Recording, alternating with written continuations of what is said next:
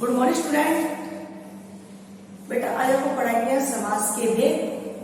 पिछले वीडियो में हमने आपको समास की परिभाषा और उनके भेदों के नाम बताए थे।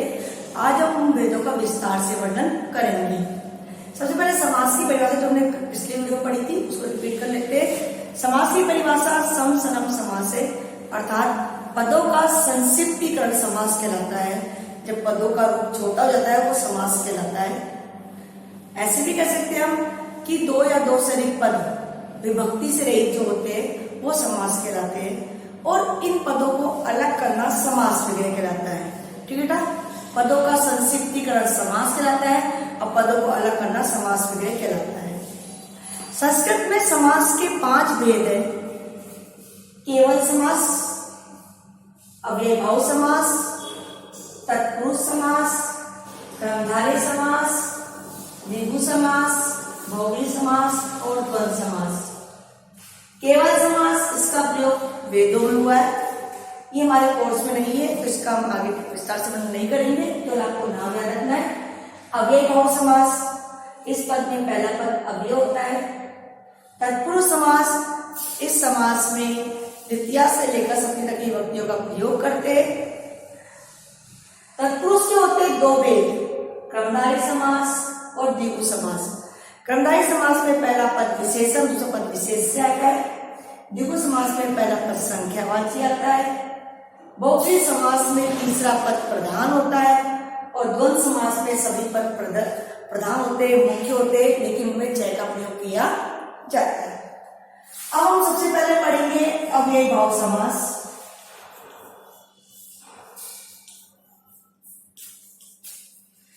अव्ययभाव समास नाम के अकॉर्डिंग इसमें पहला पद क्या आता है? पहला नियम, इसमें पहला पद आता है अव्यय। पहला पद क्या आता है? इसमें अव्यय आता है। दूसरा पद इसमें आता है संज्ञा।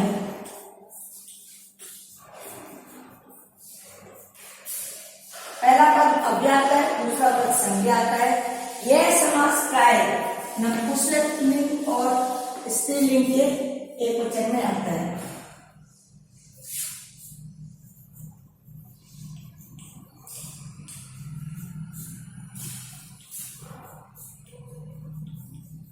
नपुंसकलिंग या स्त्रीलिंग एकवचन में होता है।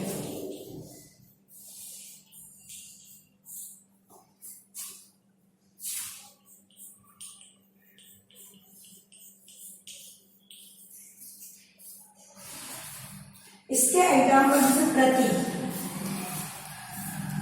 यथा, से, उप, निर, ये सब पहले प्रतिशत क्या है? आपके उपसर्ग भी है, अव्यय भी है, तो ये है ना जस्ट शुरू में आनी चाहिए। पहला पद अव्यय आता है। इसका एग्जाम्पल से प्रतिदिनम, इसका यथाशक्ति, इसका सचक्रम, उप से बनाएंगे उपग्रामम, और निर से निर्जलम।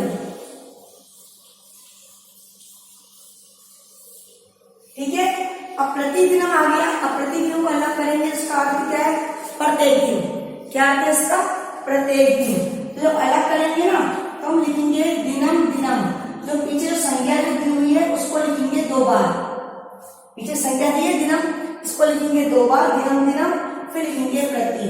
तो प्रति दिनम को जब अलग करेंगे तो दिनम दिनम प्रति।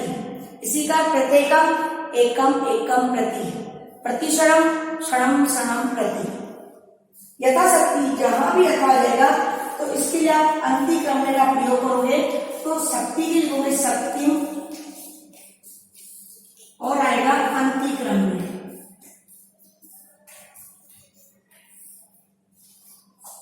से, जहां भी से आएगा वहां तृतीय व्यक्ति का प्रयोग करना है। से चक्रम का अर्थ है चक्र के साथ, तो बनेगा चक्रे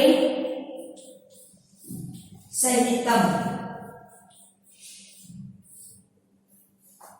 उप, उप का अर्थ पास में या समीप समीपम, तो बनेगा ग्रामस्य समीपम। निर्जलम यानी जल से रहित, जहां पर जल का अभाव है। निर्जल किसे कहते हैं? जहां पर जल की कमी होती है, जल नहीं है, उसका बनेगा जलस्य अभाव है। जहां भी नीर शब्द आएगा वहां आपको अभाव लगाना है। जहां भी नीर आएगा वहां आपको क्या लगाना है? क्या अभाव लगाना है। ठीक है। प्रति आया तो पीछे वाले वर्ड को दो बार लेकर प्रति करना। यथा आएगा, यथा का अंतिक्रम में होता है। स का अर्थ होता है समीपम, तृतीय व्यक्ति का प्रयोग करते। उप का अर्थ होता है समीपम, ग्राम समीपम सृष्टि का प्रयोग करेंगे। और निर का अर्थ होता है अभाव, किसी चीज की कमी, जैसे निर्जलम जलस्य अभाव, निर्जल जलानाभाव, निर्मक्षिकम मक्षिका नाम अभाव है। निर का अर्थ होता है अभाव, किसी चीज की कमी। तो आप इसे लिख लीजिए बेटा पहले, फिर हम आगे और करवाते।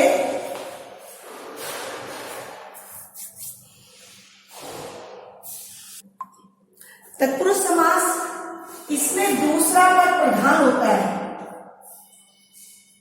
दूसरा पद क्या होता है? इसमें प्रमुख होता है, प्रधान होता है। और द्वितीया से लेकर सप्तमी तक की विभक्तियों का प्रयोग करते हैं। द्वितीया से लेकर सप्तमी तक की, द्वितीया से सप्तमी तक की विभक्ति का प्रयोग किया जाता है।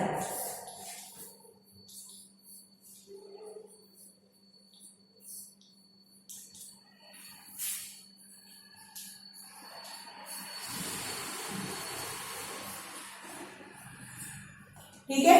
तत्पुरुष समास का वर्णन है, इसमें दूसरा पद प्रमुख होता है। द्वितीया से जब अलग करते हैं तो द्वितीया से लेकर सप्तमी तक की विभक्ति का प्रयोग करते हैं। जैसे राजपुरुष,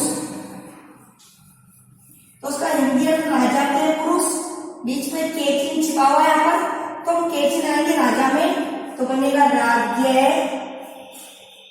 पुरुष। इसी का भेद है क्रमधारय समास।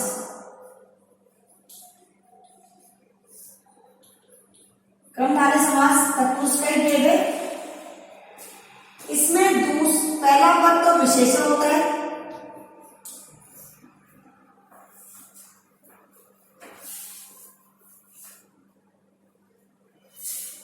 इसके अंदर पहला पद तो विशेषण होता है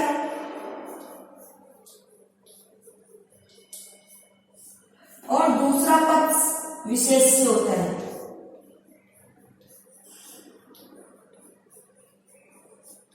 पहला पद विशेषण, दूसरा पद क्या होता है? विशेष्य होता है। इतना हो गया। जैसे कि नीलकमलम, अब कमल कैसा है? नीला, ये विशेषण हो गया पहला पद। दूसरा पद क्या है? कमल, तो नीला क्या है? कमल, और कमल कैसा है? नीला। ये विशेषण और ये विशेष्य हो गया। जब उसको अलग करेंगे तो सेकंड वाले पद में जो वर्ड आया लास्ट में, वही वाला वर्ड पहले वाले पद में लगा देंगे, नीलम कमलम। उसी प्रकार मधुर भोजनम, तो भोजन कैसा है? मीठा, मधुर है, तो जब अलग करेंगे तो मधुरम भोजनम।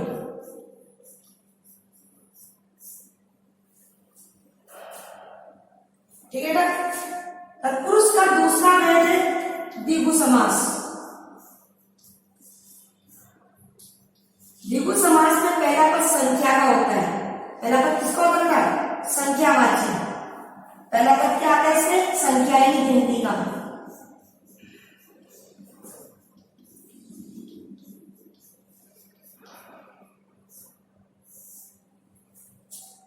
जैसे त्रिलोकी, इसका एग्जाम्पल है पंचवटी, अष्टाध्याय। तो जब उसको अलग करते हैं ना तो षष्ठी विभक्ति के बहुवचन का प्रयोग करते हैं। अलग करेंगे तो षष्ठी विभक्ति के बहुवचन का प्रयोग करेंगे। फोर्थ है बहुव्रीहि समास।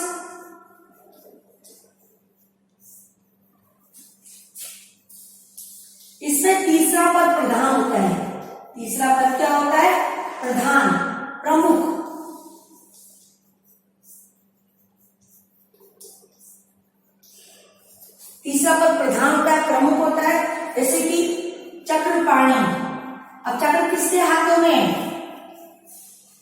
भगवान विष्णु के हाथों में, तो तीसरा पद कौन है इसमें, भगवान विष्णु। दशानन, 10 है आनंद जिसके, 10 से किसके थे, रावण के, तो तीसरा पद इसमें क्या है, रावण, और इसमें तीसरा पद क्या है बेटा, भगवान विष्णु। तो इसमें तीसरा पद क्या होता है, प्रधान होता है, इसमें तीसरा पद निकलेगा वो बहुव्रीहि समास कहलाएगा। लास्ट है हमारा द्वंद्व समास।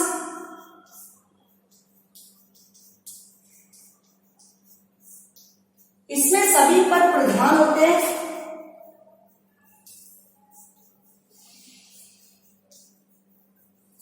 सभी पद प्रमुख होते हैं, और पदों के बीच में च का प्रयोग होता है। पदों के मध्य में च का प्रयोग करते हैं।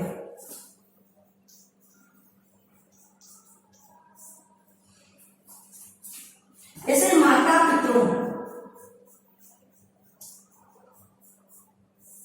अलग करेंगे तो माता च पिता च, क्या करेंगे, माता च पिता च।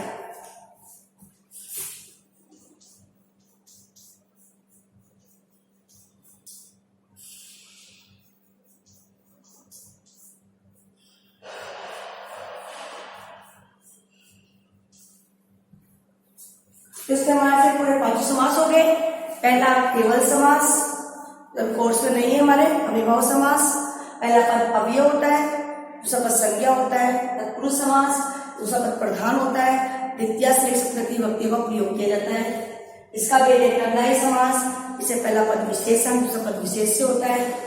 इससे दूसरा भेद है द्विगु समास, पहला पद संख्यावाची होता है, पहला पद गिनती का आना चाहिए था, त्रिलोकी, त्रिनेत्र, अष्टाध्याय, शताब्दी, सप्तदिनम, सप्तऋषि, ये सब इसी के भेद है द्विगु समास के। बहुव्रीहि समास, तीसरा पद प्रधान होता है, इसमें तीसरा पद निकलता है, शूलपाणी, गजानन, चक्रधर, ये सब आपके बहुव्रीहि के भेद है।